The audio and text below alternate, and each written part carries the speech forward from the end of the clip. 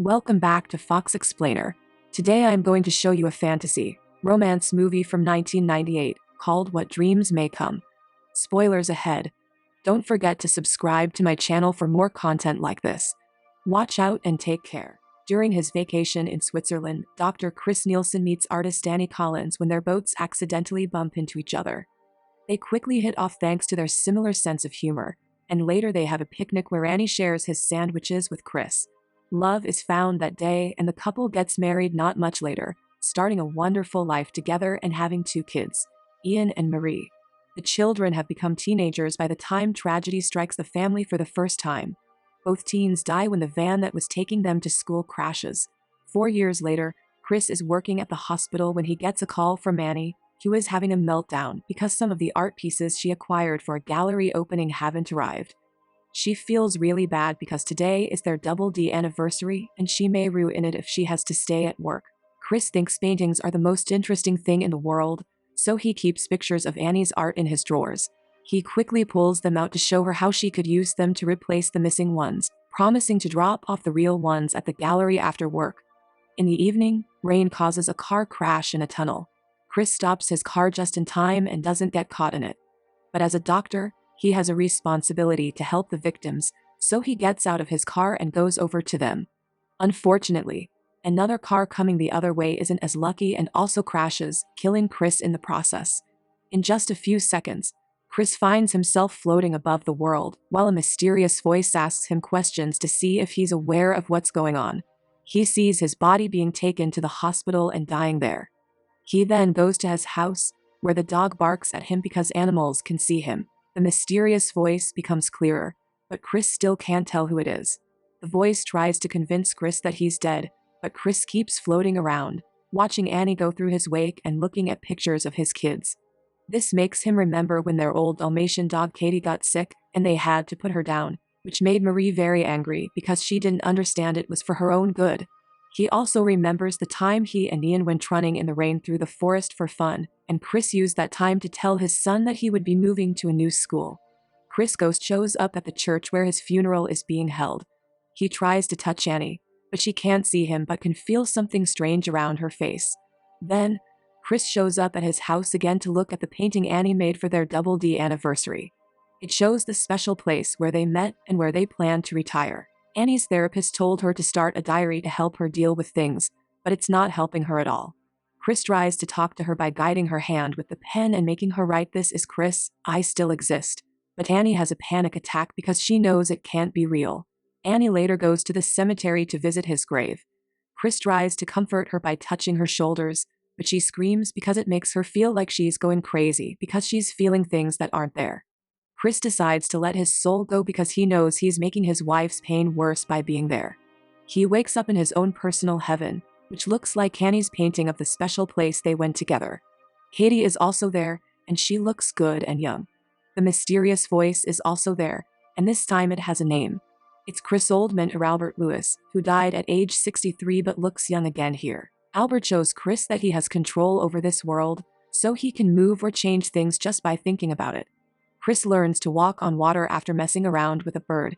It takes him a failed attempt and Albert to remind him that his body is just an extension of his mind before he gets it right. After crossing a lake, the 2 men get to the house Annie painted for them as their dream home. Over coffee, Albert keeps showing Chris how to use his whole mind to change this place into whatever he wants. He also shows him a cool trick. Albert makes a hole in the wall with just his hand and makes a world that looks real instead of like a painting appear. Annie is painting a new picture for Chris' memory in the real world, and the tree she draws shows up in Chris' heaven. Chris tries to fly to Annie, who is standing among the flowers, but he just falls.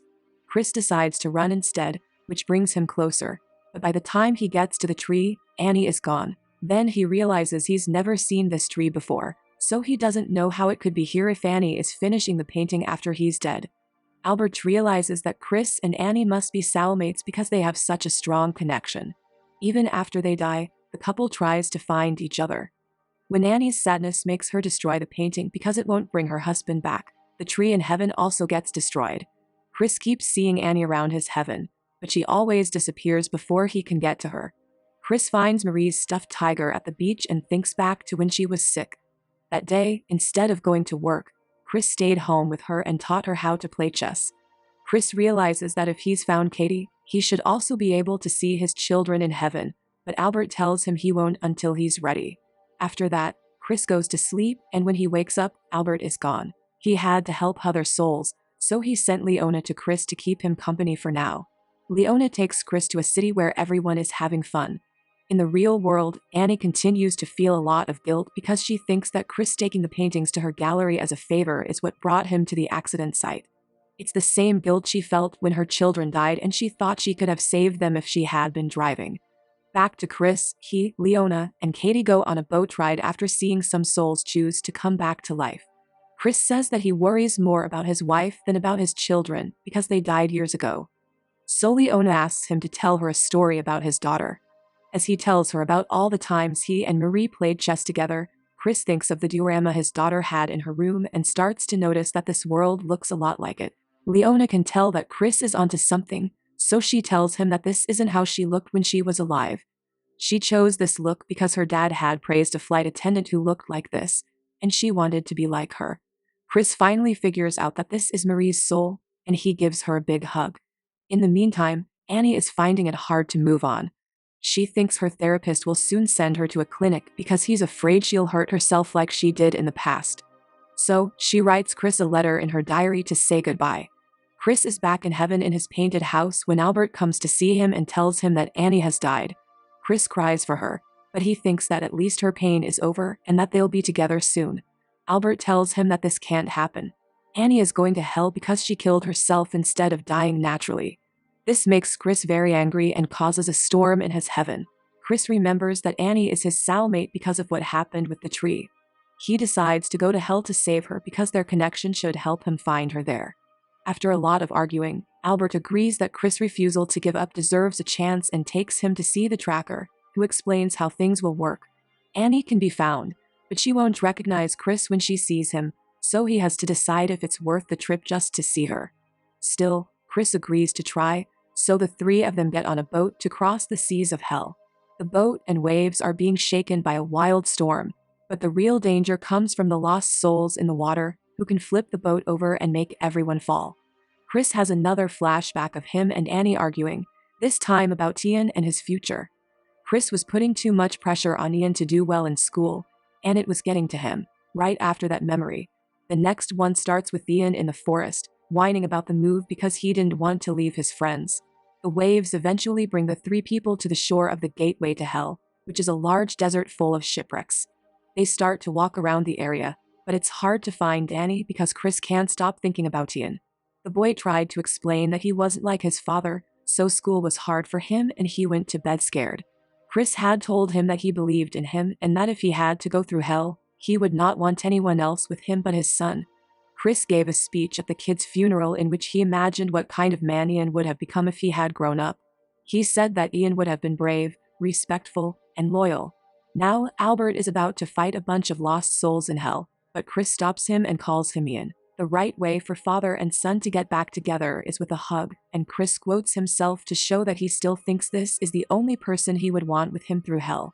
The tracker interrupts them to say that Chris needs to stop thinking about Ian and focus on Annie if he wants to find Annie. Chris doesn't want to leave his son behind, but Ian says he's taken the form of Albert because Chris has always listened to Albert, so he wants Chris to listen to him now. Chris has to go alone and never stop thinking about Annie, especially how he brought her back to life after the kids died. Chris and the tracker ride the elevator to hell together, and Chris starts to think about everything Ian said. Annie tried to hurt herself after the kids died, and she wound up in a mental hospital. During her stay, she asked Chris for a divorce because she thought they were handling things too differently to stay together. The elevator takes them to a private deck where people are calling out for their loved ones. Chris almost loses focus when he thinks he sees his father in an old man, but he gets back on track when he sees Annie's face among the others. He runs to her because he remembers how much fun they had together in the park, but he falls through a hole in the floor and into a lake. When he thinks about Annie again, he can swim out to where she is, which is a dark, scary version of their dream house. The tracker tells Chris that Annie's guilt is making her believe this, and after he reveals that he's really Albert with a new look, he tells Chris that he has no defense against Annie. so he only has 3 minutes left with her before he goes crazy. Chris walks into the house, and as expected, Annie doesn't recognize him. So, he pretends to be a neighbor who likes her art. Chris tries to take Annie's mind off the fact that her paintings have gone missing by telling her about his late wife and how they came up with the Double D anniversary. Years ago, Chris went to see Annie in the mental hospital and told her he was leaving because he wasn't helping, and seeing her like this was killing him. So that day was a Double D day because they had to decide if they were going to get a divorce. Chris realized that he was part of the problem, not because he kept reminding her of what had happened, but because he could never be as sad as she was. Annie agrees to go back to her old life when she finally finds comfort in his new attitude and doesn't have to be forced to heal. Her and Tanny thinks it's a nice story, but the woman died, so there's no hope.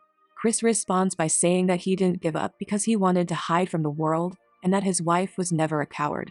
Chris knows Annie wants to see her family again, so he makes her close her eyes and remember the day of her wedding.